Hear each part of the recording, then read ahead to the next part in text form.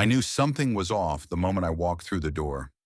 It wasn't the kind of suspicion that punches you in the gut all at once, more like a slow, tightening coil in the chest. Julia didn't meet me with her usual smile. No welcome home hug, no casual brush of fingers against my wrist like she used to do absent-mindedly. But what really cracked open the silence was her neck, bare. The pendant I gave her last Christmas, the one she promised never to take off, was missing. She always wore it. Always. I didn't ask. Not right away. I needed more than a hunch. The smart mirror in our bedroom blinked awake when I stepped in front of it to remove my tie. It chirped something strange. Guest mode active. That had never happened before. I tapped through the history and froze. Two faces I didn't recognize stared back at me from the visitor log. Timestamps scattered across weekends I thought she was away with friends. My fingers trembled. I closed the screen and backed away like the damn mirror was going to accuse me of something too. That night I went into the garage for a tool, but my eye caught a blinking blue light on the top shelf. My old laptop, the one I hadn't used in years. I opened it, and the fan whirred awake like it had just been sleeping. My heart skipped a beat. Someone had recently connected it to the house Wi-Fi. I scanned the logins. Someone had been using it. No profiles saved, no files modified. Clean. Too clean. Like someone knew how to leave no trace, except they hadn't counted on me knowing every quirk of that machine. The next morning I checked the camera feed near the shed. We had installed it to catch raccoons rummaging in the trash. Never thought it would show Julia kissing a man in the dark. Not a peck, not a moment of weakness, a slow, deliberate kiss. She walked back inside holding 2 bottles of cider, a brand neither of us ever drank. But there they were in our fridge, ice cold, lined up next to our almond milk and fruit yogurts. Later that week, she told me she and the girls were going on a hiking trip to Yosemite. I smiled, nodded, even offered to help pack. While she double-checked her gear, I accessed our photo cloud from my phone. I wasn't expecting much, but in one photo, caught in the mirror of a van, I spotted a reflection, a man's hand gripping the steering wheel. Definitely not one of the girls. No wedding ring either. I didn't sleep that night. I paced the hallway like a man on trial, reviewing every year of our marriage. I reached out to Marcus, an old friend who now worked at a major insurance firm. We hadn't spoken in years, but when I gave him Julia's name, he found something in less than an hour. A new life insurance policy. A fresh spouse listed. Not me. Owen. It was raining when I checked her Amazon order history. I watched the droplets crawl down the window as I scrolled through her purchases. 2 hiking backpacks, 2 pairs of waterproof boots, a new prepaid SIM card already activated. She hadn't even tried to hide it. The burner phone was linked to our shared payment method. I stared at the receipt until the numbers blurred. The air in the room thick like it had turned to syrup. She had made a new life, bit by bit, and left the shell of the old one right here, waiting for me to stumble into it like a damn fool. The worst part? She still kissed me on the forehead that night, just before she rolled to her side and fell asleep. I lay there, eyes open, feeling the back of my throat burn, not from betrayal, not yet, but from how easily she did it, how well she wore the mask. I wasn't going to confront her, not yet, not until I had more than feelings, reflections, and usernames. She'd built a lie, so I decided to build a trap, carefully, quietly, the same way she built her escape. As dawn crept in, I brewed my coffee black and bitter. Then I opened a blank profile on a burner phone and typed the name Nick. If she wanted secrets, I'd give her ghosts. The fake profile came together in hours. Nick Hayes, 43, into bass fishing, smoked brisket, and weekend getaways in Oregon. Profile photos pulled from a now-defunct fishing blog. I even added a photo of Nick hoisting a trout by the gills with a fake grin plastered under mirrored sunglasses. Just enough wrinkles and sunburn to look real. I didn't follow Julia. That would have been reckless. But I followed Owen, and to my grim satisfaction, he followed back within a day. His page was the usual digital strut, shirtless hiking shots, sunset kayaking clips, drone footage of mountain ranges with captions like, "Earned, not given." I commented once, something casual about the river current near Lassen. And suddenly we were DMing about bait brands like old friends. I didn't need to press. Owen spilled willingly. Men like him always do. He boasted about a private escape in Big Sur, mentioned a girl who keeps things interesting, but stopped short of names. I played dumb, friendly, encouraging. We bonded over a YouTube video from a camping trip I had found on a forum and cleverly edited, where in the background, my real self appeared, blurry but unmistakable. I sent it to him with a joke. "Hey, is this you at 2:47? Looks like you've got fans." Owen didn't respond. Julia did. That night, she locked herself in the study for 2 hours, muttering into her phone. I watched from the hallway, silent, tracking every movement. The next morning, she changed every password on her accounts. Too late. I already had access to her cloud notebook, a digital vault where she scribbled everything from hotel PIN codes to grocery lists. I downloaded the whole thing. 18 pages titled Freedom Exit, a roadmap for her escape, legal notes, apartment searches, fake lease documents, and a timeline down to the hour. There were dates circled with scribbled notes like J's gone till 5, and O arrives 3:30, cider plus firewood. I printed the entire file and dropped copies into the mailroom slots of the consulting firm where Julia worked. It was a narrow little firm that bragged about corporate ethics in every mission statement. I knew those people. Some of them were friends, or had been. Then I took it a step further. I bought a beaten-up Lenovo from a pawn shop and spent 2 days setting it up with a fresh account, spoofed IP, and fake employer email credentials. Then I crafted a message to her regional director, alleging that Julia had repeatedly used a company vehicle for personal interstate travel, naming Owen, naming destinations, attaching time-stamped images I'd sourced from her own social posts. I scheduled it to send midweek, just after lunch when inboxes were checked and defenses were low. That same night, I snuck into our bedroom while she showered and slipped a tracker into the lining of her leather bag. Tiny, silent, battery life of 6 weeks. She never even noticed. To push things further, I staged a fake conversation on our shared tablet. I left it accidentally open on the nightstand with a message thread between me and a fake coworker, a woman named Amanda, where I flirted just enough to spark jealousy, but not enough to start a war. I watched Julia read it in silence the next morning. Her jaw clenched. She called Owen less than an hour later. I listened to the call in the attic, where the audio stream came through the hidden recorder I tucked into her purse. She whispered, "You need to disappear for a while. He's getting close. I don't know how, but he knows." Bingo. I clipped the audio and forwarded it to my attorney. His reply came fast, formal, clinical, and blistering. Grounds for fraud, concealment of joint marital assets, and attempted custodial manipulation. We proceed now. I met him in a side office 2 floors above his primary practice. He was the kind of man who didn't flinch at human ugliness. He nodded as I detailed everything. Printed screenshots, maps from the tracker, receipts, Julia's own notes. All of it laid out like a crime scene. He asked for a copy of the cloud access log and suggested we add one more charge. Conspiracy to defraud marital estate. The phrasing felt surgical, precise, cold. Julia's next move came the following evening. She stood in the kitchen, stirring risotto like everything was normal, but her eyes never left the back door. She was waiting. For what, I wasn't sure, but I could see the panic bubbling beneath her forced calm. She told me she'd be leaving for another retreat soon. I smiled, kissed her on the cheek, and told her to bring back something wild.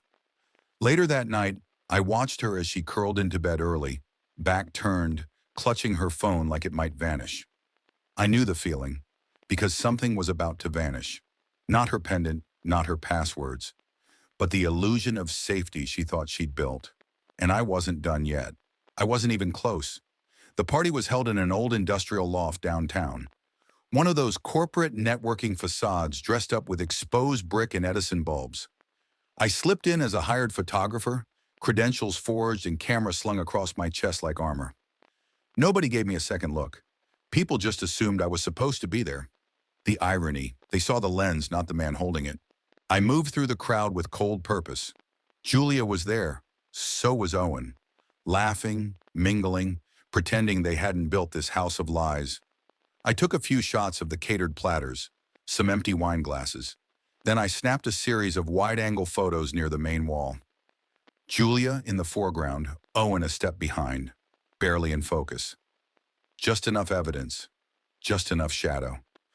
In the restroom, I unscrewed the glass panel over the sink and slid a forged Nevada marriage certificate underneath it. They had plans, they just hadn't filed it yet. But I wanted her to see that I knew. By morning, her panic had shifted from private to public. My contact at the courthouse told me she'd called twice, asking if any documents had been filed under her name. She must have been wondering who knew what and when. That was when I triggered the next move. I fed a fake story through an anonymous tip line, reporting financial irregularities tied to Owen's company. It was a bluff supported by doctored invoices I had created using Julia's own notes. Within 24 hours, his partners were whispering behind closed doors. Two of them pulled out of a pending investment deal. The rumor of a federal audit spread like wildfire. By the end of the week, the company had gone dark on social media, and Owen was radio silent. I checked Julia's calendar. 4 canceled meetings, 2 sick days. I sent a fake IRS form in Julia's name, requesting a change in electronic payment authorization. It flagged her personal banking system and froze her auto payments. Rent, utilities, subscriptions. Everything halted. She tried logging in 12 times in 1 hour. The notebook's password list confirmed each failed attempt. She wasn't sleeping. I could tell from the new activity log on her health tracker. Heart rate spikes at 3 a.m. Pacing patterns across the hallway. New entries in her notes with titles like, "I think he knows everything." But still, she didn't say a word to me. She came home every night, cooked dinner, asked about my day like it wasn't all unraveling. Her face had changed. The tension was in her jaw now, like every word had to be clamped shut before it could escape. Then came the website. I called it truthaboutjulia.com. A minimal design, no banner ads, no clutter. Just a single archive page with categorized audio clips, screenshots, and spreadsheets. Every falsified expense report. Every conversation between her and Owen about clean exits and asset control. Even the audio of her telling him she was considering taking the kids and disappearing. I didn't announce it. I just let it sit there. Quiet, waiting. The link found its way into inboxes. First to the firm, then to the local PTA, then to her clients. No signatures, no accusations, just facts, laid out like a forensic crime report. 2 days later, we had a family gathering. Julia insisted we attend, some desperate attempt to pretend we were okay. Her brother greeted us with forced cheer. Her mother wore an expression I hadn't seen in years. That distant, cold detachment of someone who knows something and won't ask why. I waited until the meal was done. I stood, walked to the center of the room, and passed out flash drives to everyone. Each one labeled with a single word, truth. I said nothing. Julia watched, pale and quiet. Her brother opened the file on his laptop and within minutes hurled a photo frame across the room. Her mother walked out without a word. On the drive home, Julia didn't speak. I watched her stare out the passenger window, lips pressed into a thin, bloodless line. I knew she wanted to ask, but what could she say? The next morning, I posted the final entry to her social profile, a public farewell, a curated collection of every document, image, and audio file laid out like a timeline. Then I deleted her account. Clean wipe. No trace left behind. That afternoon, she called me. Not once, not twice, 26 times. I answered on the last ring, put the phone on speaker, and hit record. Her voice came in hot and broken, screaming, demanding to know why, how, what I wanted. She pleaded, threatened, sobbed. I didn't speak once, just listened. She hung up with a primal scream that didn't even sound human. I archived the call and added it to the legal file. My attorney filed for a restraining order before the sun went down. 3 days later, Owen was arrested on unrelated charges. Identity fraud. Apparently, one of his clients had been using stolen documents, and Owen had been helping him launder money through a shell firm. I didn't plan that part, but I didn't need to. Sometimes you just kick the first stone, and the mountain slides on its own. Back at home, Julia packed a bag. She didn't tell me she was leaving. She just left, quietly, her pendant still missing, her closet half full, her shadow still in every room. I stood at the front window that night, watching the street where her car had vanished hours earlier. The house felt cavernous, clean, cold, like something had been exorcised. But there was still more to do. One last thing. A month passed in silence. I turned in the keys to the house we once called ours. The realtor barely looked at me as I handed them over. I don't blame him. The place had become infamous, whispered about in break rooms and neighborhood Facebook groups. No one wants to inherit someone else's ghost. The moving van I drove wasn't mine. Rented under a generic name, just like the workshop waiting for me 2 states north. Oregon, remote enough to disappear, but close enough to rebuild. The man renting it out was a former soldier, lean, sun-worn, a prosthetic hand he never bothered to hide. He didn't ask questions. He looked at my face once and saw whatever he needed to see. We shook hands and I handed him cash. By dusk, the space was mine. It started with old hard drives. I kept them in a locked crate, everything from the expose backed up 3 times over. Not because I needed it anymore, I just couldn't quite let it go. I turned the workshop into something else, something honest. A quiet studio with a wall of second-hand monitors and a dozen mismatched chairs. I placed a sign above the door. Sound plus vision. The kids started showing up within a week. They came in pairs, in groups, in silence. Teenagers mostly, but not just them. Lost kids, curious ones. A few who had already been through too much. I showed them how to edit sound, how to color grade footage, how to make a story matter. I played them the old files not to relive what happened, but to show them what a lie sounds like, what truth sounds like. At first they were shy, but by the 3rd week they were writing short scripts, stories of betrayal, grief, memory. Some of them scared me, not for the content, but for how deeply they understood loss. I didn't ask about their lives. I just helped them tell stories. Evenings in Oregon were different. No sirens, no arguments through thin drywall. Just wind through the trees and the soft hum of a town that went to bed early. For the first time in years, I slept without setting an alarm. Some nights I didn't even dream. Others I dreamed of the house, empty, cold. The pendant still sitting on the bathroom sink like a challenge I never accepted. Then one morning a letter arrived. No return address.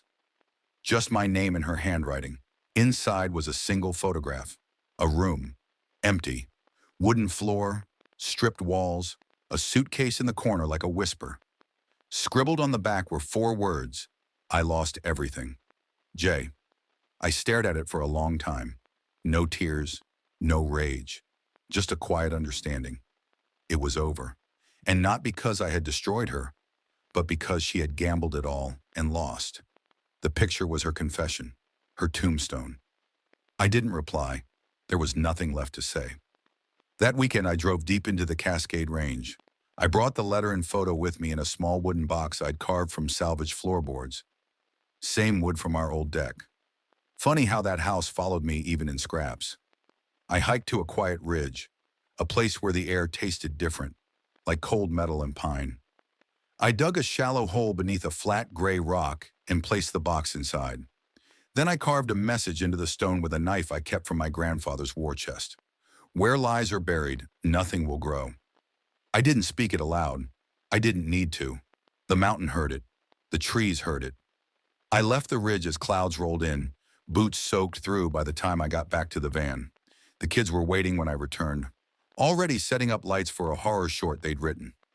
I laughed. For the first time, it didn't feel bitter. That night, as I sat on the porch with a cup of coffee gone cold, I watched the mist roll through the trees and thought about what it meant to be hollowed out and filled again with something new. Julia was a storm, but storms pass. I locked the workshop, set the alarm, not to guard against the past, but to protect the future. A future with cameras instead of arguments, sound waves instead of secrets, kids laughing instead of lawyers knocking. And for once I slept.